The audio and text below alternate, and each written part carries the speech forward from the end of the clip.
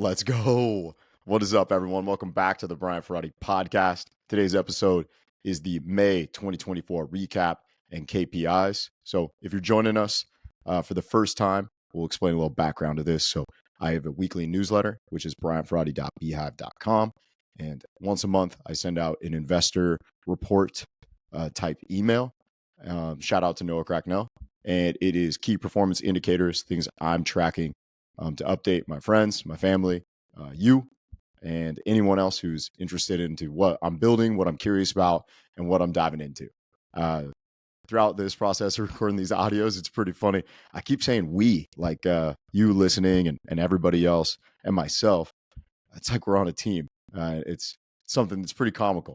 I have honestly had a couple outros of recording this podcast, and I was like, we ran this, we did this, we posted this. And yeah, so that's something I'm working on, which is pretty comical, but I'm just being transparent.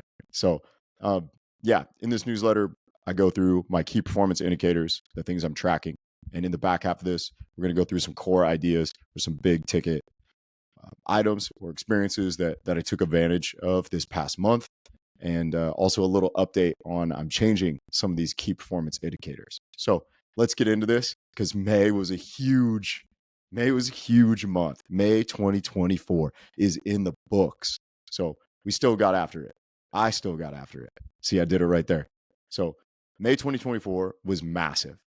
I still got after it, especially after the whole Spa Boys, the Sauna Squad. We closed out April 28th. We rocked the Eugene Marathon. And then we got into this kind of post-marathon, like, are we going to keep running? Are we going to keep training? So May was top. May was top. And starting off with these KPIs, I ran 106 miles. I took 476,000 steps. I did not wear my Oura ring, so I have no resting heart rate. That's on me. Honestly, that thing's... I'm wearing it now, but that thing was getting me frustrated. So I took a break. I didn't wear it this month. I dropped 3 articles. One specifically was about daily deposits, and it was my core idea from the course I took, Rite of Passage with David Perel, which was an awesome experience. And then I dropped 4 podcasts. So one was with Isaac, one was with Shab, one was the Eugene Sauna Boys, and the other one was the Recap podcast. And then travel-wise, I went to Fort Worth, Texas, for the CSCCA conference, a strength conditioning national conference. I went to Pacific City. We went to the coast. We went to Bend, Oregon. And I went to Las Vegas with the Portland Pilots baseball team. So those are the KPIs. We'll get into more of the specifics. And first and foremost, one of those specifics is this idea I got from Sahil Bloom and Zach Pogrub. And honestly, it's been the theme of June. And a big theme of the back half of May is people want to root for someone on a mission. People want to root for someone on a mission. So it made me ask the question, like, what's my mission? And I'll be recording another podcast episode where I dive specifically into that. I don't have it fully figured out, which will be cool. The podcast will just be a open, like, this is what I've been writing about. This is what I've been thinking about. This is the mission I think I'm on, and the path is always unfolding. So that was from Zach Pogrub and Sahil Bloom. And yeah, a mission. People die. Like, people are trying to buy in to the mission that you are on. So you think about those friends that you have that are just on a mission. They have that aura. They have that energy. It's contagious. Yeah, I could go off on that. We could make that a 30-minute podcast in itself. So we'll leave it at that. And we'll get into big updates for everybody from the podcast. So Devin Kennedy, one of my best friends, he actually moved to Portland. He works remote. He's a nomad, travels around a lot, and I always make it a point to go visit him. But he moved to Portland May 1st. Started off the month hot, and he's moved into Portland, and it's been an awesome experience. In the front half of May as well, I went to Fort Worth, Texas, for the CSCCA, which is the Collegiate Strength and Conditioning Coaches Association. And honestly, it was great. There was some presentations where we go to like network and meet other coaches.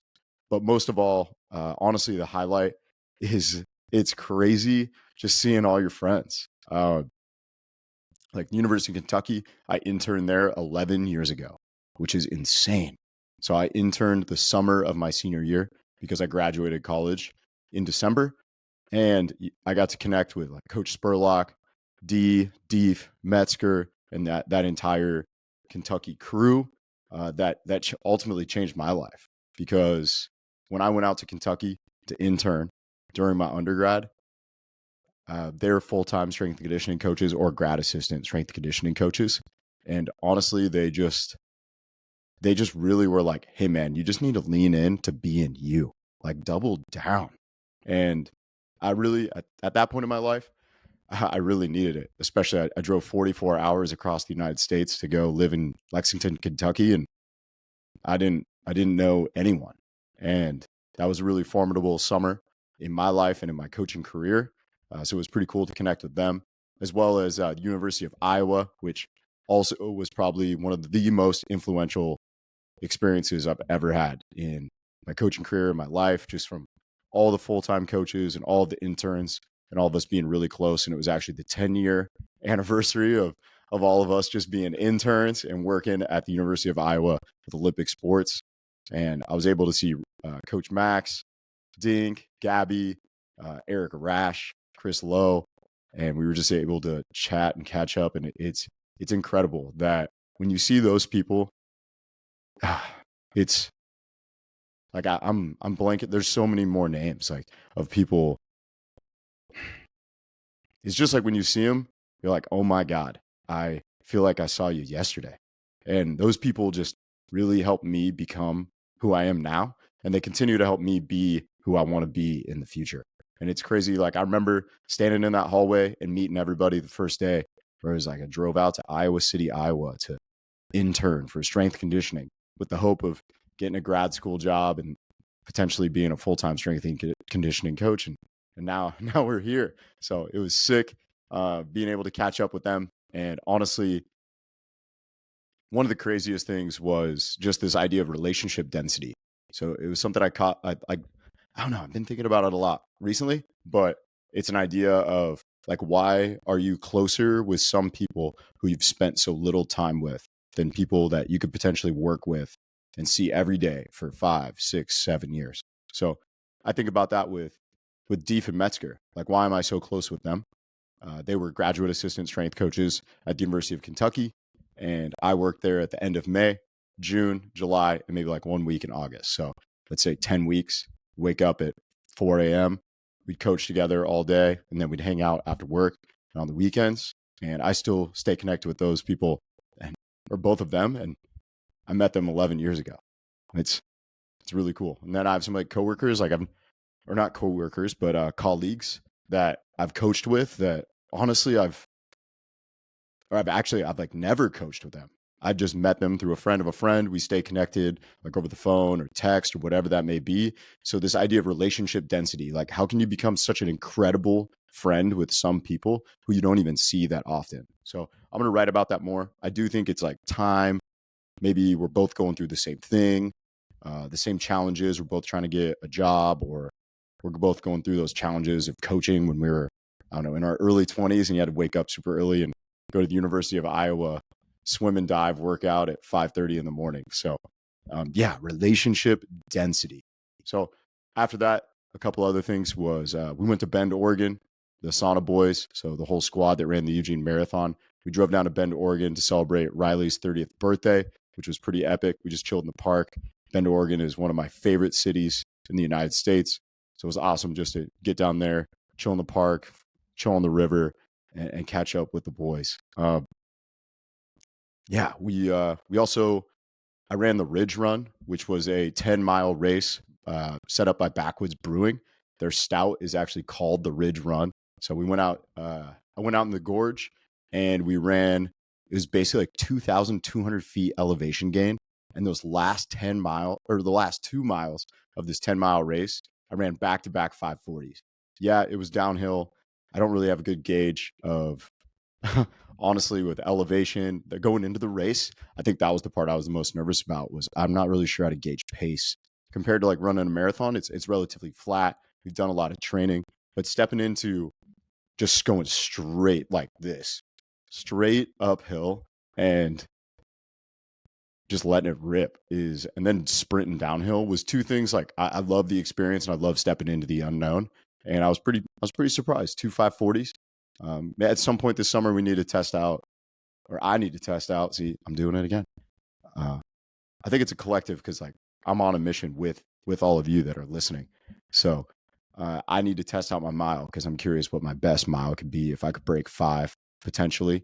And I need to figure that out on my mission or on my road to running sub 3 at the Portland Marathon, which I signed up for, and it is the first week of October.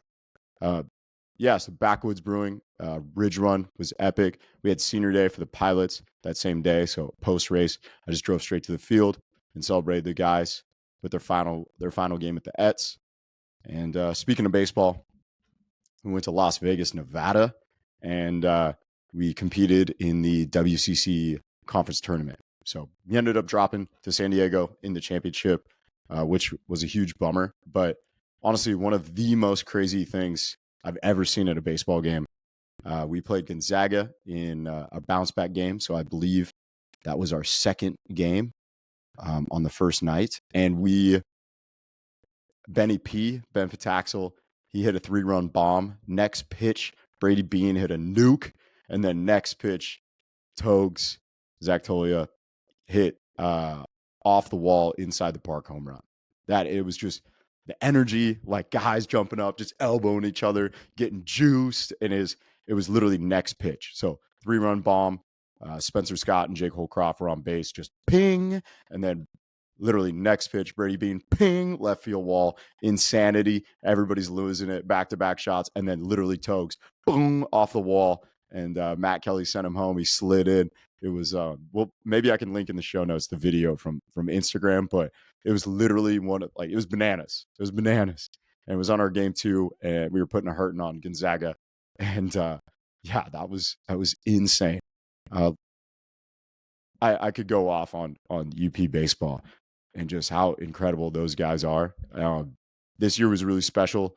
It was just crazy. Like Jake Holcroft, he was his 6th year, so I've coached him for 6 years. A lot of the other guys, like I've coached for 4 or 5 years, and just this collective group it was in some ways like the easiest group to coach because they were all so mature and like responsible, and they were just so dialed in and so bought in and so like committed to helping each other. I think that was one really cool part. There were a lot of times where I'm like, man, I don't even really feel like I'm coaching. And it's because of all this work we put in last year, 2 years ago, 3 years ago to physically develop and not only like know how to train, but know how to coach yourself, know how to coach your teammates, know how to take care of your lifestyle performance. And I also think the other incredible part about this group is a lot of these younger guys, it feels like I've known them forever. I think that was also an interesting part for a lot of our guys who maybe they came off their first year as a freshman, they didn't play much. It truly felt like they've been here at UP forever. Just like the chemistry between this team was, I want to do it justice by being able to put words to it, but it is really hard to describe how special this group was this year. So I mean, other than that, Devin moved in, CSCCA, the pilots went to Vegas, and we closed out an incredible season. There were a lot of records broken. We went to Bend, the Ridge Run, relationship density, and oh man, I can't even believe I forgot. I already mentioned this at the beginning. So last little bit is one, as you're listening to this podcast, maybe you've noticed, I had Isaac Homer on the pod, and shout out to Isaac. He really helped me just get the fire going, and this podcast train never stops. It might be moving a little slower a couple weeks ago, but I really appreciate Isaac and I had an awesome conversation, and it really got a lot of momentum to me now recording like 4 or 5 podcasts since Isaac and I sat down and recorded it. So I appreciate him. Shout out to you, Isaac. Thanks for giving me the little juice and momentum to record some more pods. But I also dropped one with Ben Shab, my roommate, and the Eugene Marathon recap with the Sauna Boys. And then honestly, the last part, is not so this doesn't get too long, is changing my KPIs. So sadly, Kusube, where we got our breakfast burritos and all the boys would meet up after our run to get some coffee, and just that was our meeting spot. They actually closed down. So that inspired me to like look at my KPIs because there's no more Kasube breakfast burritos. And also, I know I've tracked miles, steps, articles, podcasts, but one thing I've been asking is, can I get a little bit more specific? And that specificity is to just drive me further towards my vision, my mission, and the things I want to accomplish.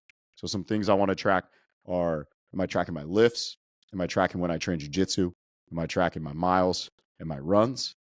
And then I'm going to track my sleep using my Oura ring, which will force me to wear it, even though I kind of, I just was not feeling it in May, and I knew it was going to be bad. So maybe I was avoiding it. So maybe I need to lean into those things that I'm avoiding. So I'm going to track my quality and my duration of sleep along with my resting heart rate. And then, leverage items. The other part was just tracking progress. So like, am I recording this podcast? Am I giving it my all to share with you? And then am I publishing that thing not only on Spotify or Apple Podcasts, but am I putting it on YouTube, which I think is probably that's probably the most intimidating one for me, but we're just going to keep stacking reps. I'm not expecting perfection. So that's one way that I'm adjusting KPIs, which you can keep a lookout for when I do the June recap in a couple weeks. And I just really appreciate all of your guys' support, supporting the podcast, supporting the newsletter, the DMs on Instagram, or hit me up on Twitter, or sharing the reels. Most recently, I actually posted one with Logan Walters. He is with Talos Performance Therapy, his own business, which is helping people recover remotely from ACL surgery or a knee injury or whatever that may be, like in that arena. So maybe you can't get to a physical therapist and you need assistance. I would highly recommend you hit up Logan and check out his Instagram. But it was pretty sick. We were talking about how if you run for 30 minutes, 30 days in a row without headphones, it's impossible for your life to not change. And I just gave a shout out to Zach Pogrob. I've just been really just loving his stuff. Obsession, follow your obsession. And Logan touched on how, as well as like the impact running has had on him in running the Bend Marathon. And then the best part was Zach Pogrob reposted it, and that reel got like 15,000 views because he's got 1.4 million followers. And not that stuff matters. It's just pretty sick. Like more people got to see something that I'm really putting just a lot of energy and effort into. So I appreciate time is our greatest currency. So I appreciate you sharing some time with me, whether you're watching this on YouTube or you're just listening in the car while you're driving home from work. Or maybe you're driving to the gym in the morning right now and you're about to get that daily deposit in and get after it. I've been saying this to quite a few of my friends, but if you are getting your daily deposit in and you're posting your workout on your Instagram story, like tag me in it. You can even put daily deposit with that green check, or you can put that daily deposit with that money emoji, but tag me in that. And we can make it a group thing. We can just keep all getting after it together. It kind of brings it full circle where I keep saying we instead of I, but in some ways that's how I feel. It's like we're all on this together. Like I'm on a mission and I want to bring a lot of people with me, and I want to keep changing people's lives. And I just want to keep figuring out what it is that I want to do and how I can just serve people. Zach Pogrob has said, I know I keep quoting him, but be relentlessly useful. And that one hits deep. That one gets me fired up because that's all I want to do. So, like I said, time's our greatest currency. So thank you for sharing some of it with me, listening to this podcast, and supporting me cultivating curiosity in others. So appreciate you. Keep stacking those daily deposits and making every day the best day of the year. Until tomorrow.